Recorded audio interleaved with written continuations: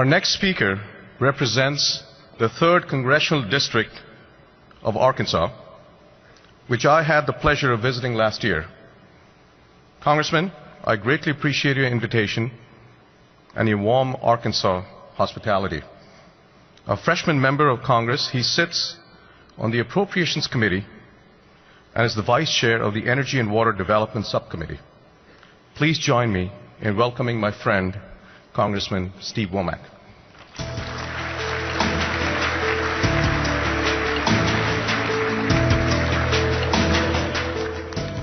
Thank you, Arun. What a great honor it is to be before this distinguished group to make this brief introduction. And let me just say before I get to the matter at hand that I'm a fan of ARPA-E. I'm a freshman member of Congress. I'm so new to Congress that when I get on an airplane today, knowing what the approval ratings are of Congress, I tell people that during the day I'm a trial lawyer and I sell cars at night.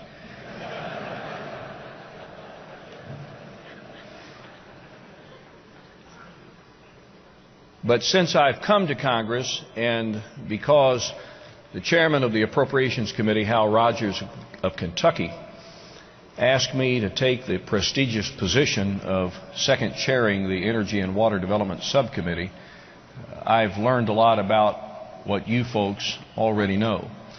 So it is a great honor for me to be before you today to make this introduction. And let me say that as a member of Congress, that if we are going to reduce our dependency on foreign sources of energy, if we're going to reduce emissions, and if indeed we're going to improve energy efficiency and claim or reclaim, if you will, our leadership in the sector, it will be through programs that find their genesis in ARPA-E. And I am a big fan of Arun Mujumdar and glad to call him my friend. I've had the great honor of knowing the gentleman who is about to speak to you for a number of years. Not too long ago, I was his mayor. Before I came to Congress, I presided over the city of Rogers, Arkansas, and one of my constituents was this gentleman named Lee Scott. When I became mayor, Lee was the CEO of a small five and dime in northwest Arkansas, and he told me that now that you're mayor, I want you to know what I need, and ready for something about trash pickup or a pothole in front of his house. He says to me, one of the biggest challenges I have in running the world's biggest company is how to recruit and retain the people to a very inconspicuous place in northwest Arkansas. So, Mayor, we are behind in quality of life and in certain types of amenities, and I am telling you that it is your job to fix it. And so along the last 12 years, during his tenure as CEO, we did some amazing things in northwest Arkansas. And for those of you that haven't been there or haven't been there lately, you ought to come back and see it, as Dr. Mujumdar has. A terrific transformational existence there, in excess of $1 billion in development in a very, very small area of the midsection of our country. It was during Lee Scott's tenure as CEO at Walmart that America was introduced to a true transformation in the sustainability effort. And when you think about it, it only makes sense that if a company like Walmart could change something like, champion something like everyday low pricing or live better initiatives influencing the retail paradigm, it could do the same thing in sustainability, something Lee Scott is widely known for. He established lofty goals for renewable energy. He sought a zero waste standard for his company. He challenged his company's truck fleet to doubling efficiency by 2015, and he championed the sales of products that sustain people and the environment. Lee had great ideas, and he had a platform on which he could truly influence change. in people and in business. It's precisely why Walmart has been successful in other matters, to include health care, and specifically its prescription drug program that has saved customers over $2 billion. Not long ago, I heard this gentleman address a group of 40 under 40 leaders from every sector in Arkansas, from health care to government to entrepreneurial development. And I got to tell you that if you are part of an organization that is looking for somebody to motivate a group of leaders through a terrific message of leadership and management principles, there's your guy. His remarkable success in leading Walmart and his extraordinary ability to champion solutions for some of business and industries and indeed our world's most complex issues facing our economy today put him in very rare company. It is a great honor to introduce to you this morning my friend H. Lee Scott.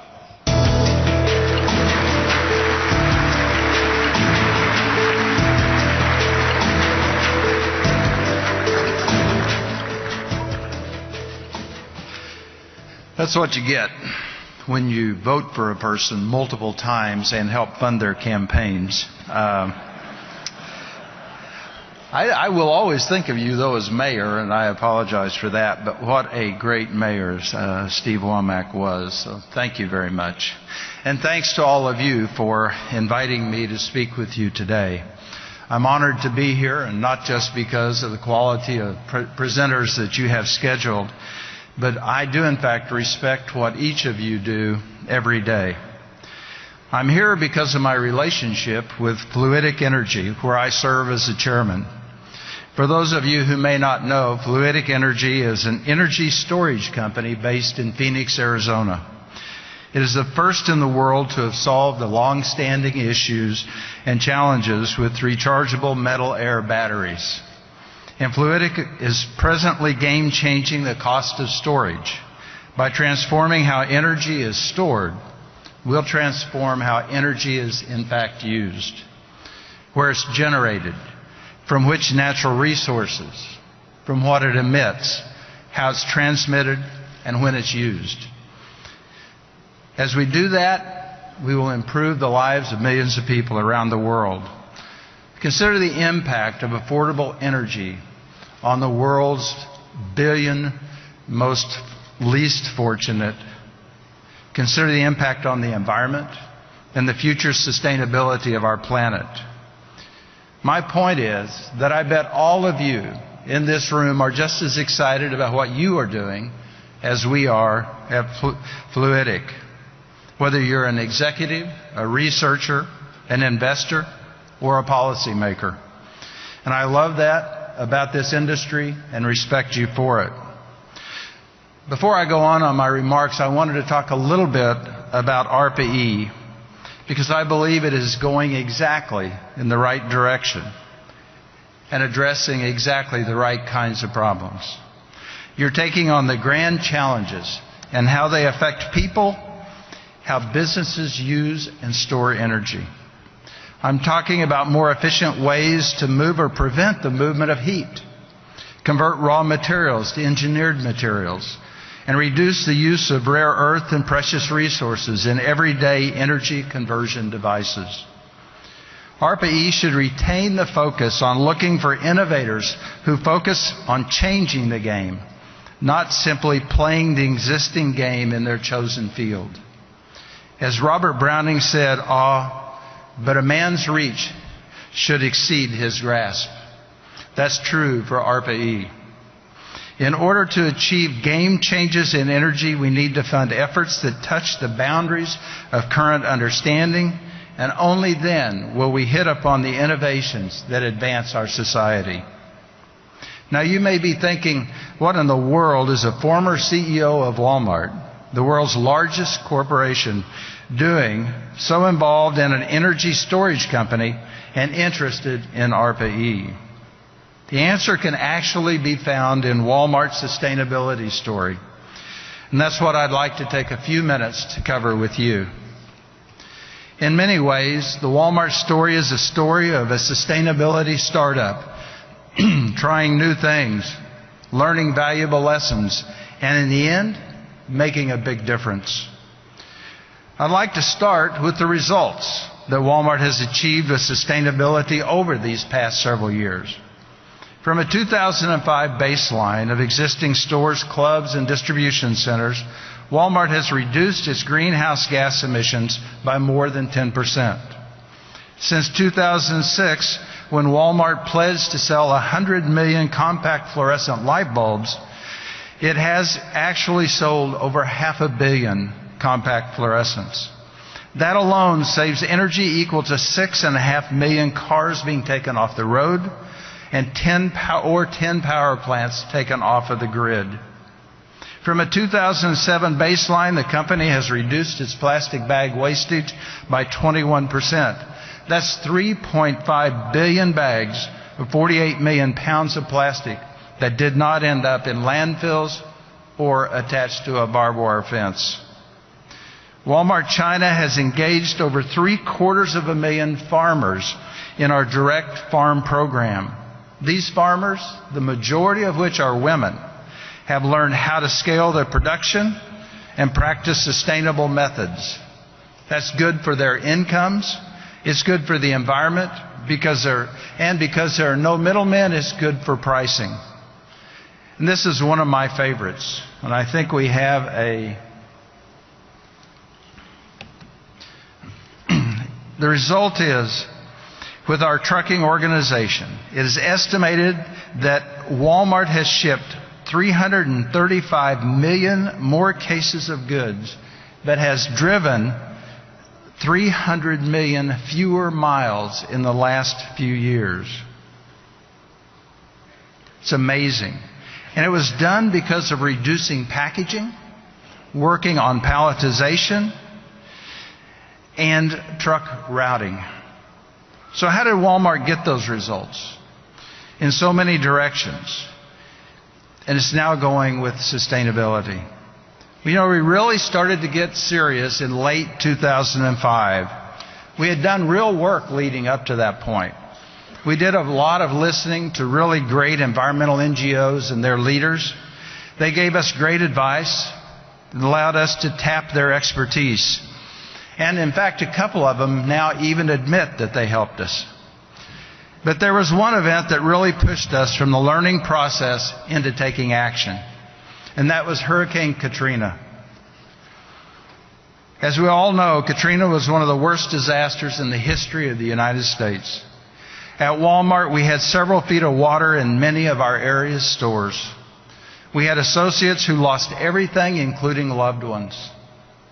Yet those associates and our entire company rallied and responded quickly and effectively.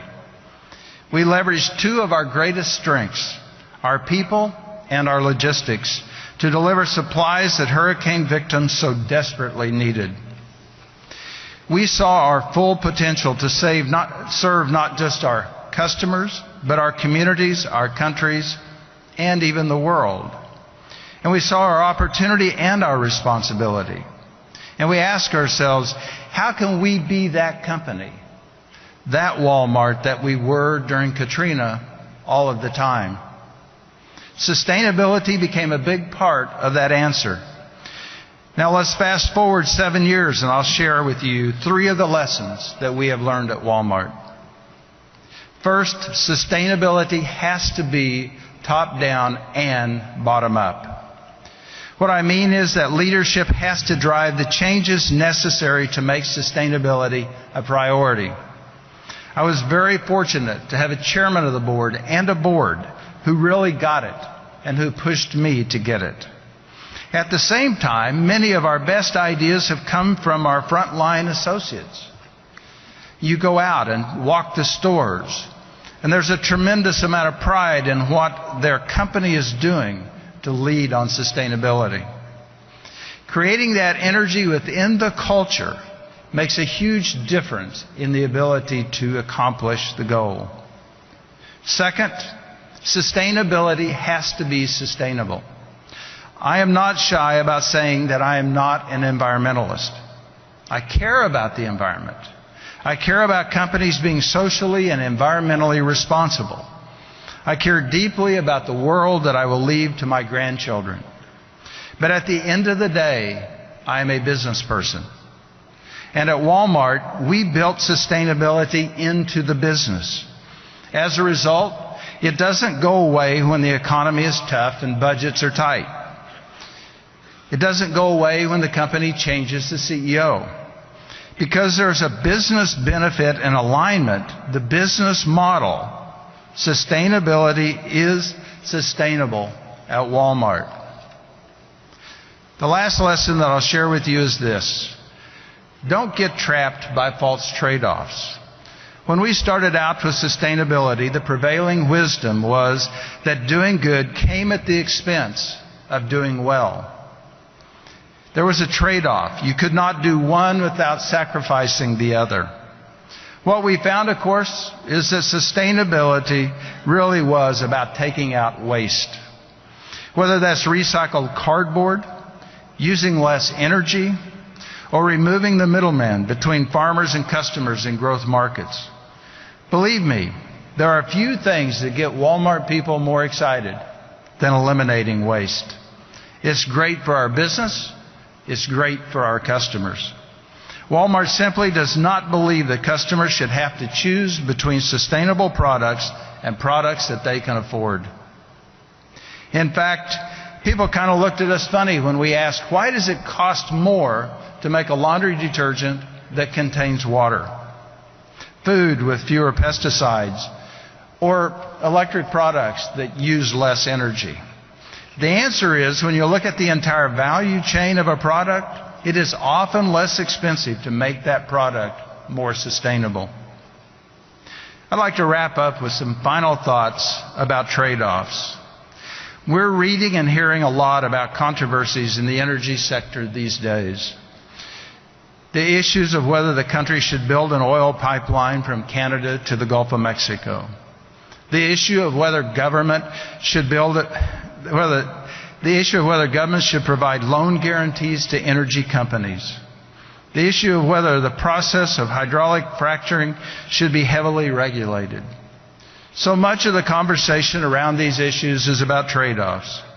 It's about choosing one side of the issue or the other and fighting as hard as possible to a draw. Of course, what's the outcome of a draw? Nobody wins. And in this case, the country loses. We have to recognize that we live in a complex world. It is not painted in broad strokes of black and white. It's not a game in which you either win it all or lose it all. What we learned at Walmart is to listen and to learn. And eventually, you might get the chance to lead. Whether it's a business or a country, decisions can be made in a way that moves us all forward. I know that. I experienced that at Walmart. And that is why, above all else, keep doing your work. Keep innovating. Keep thinking. Keep believing.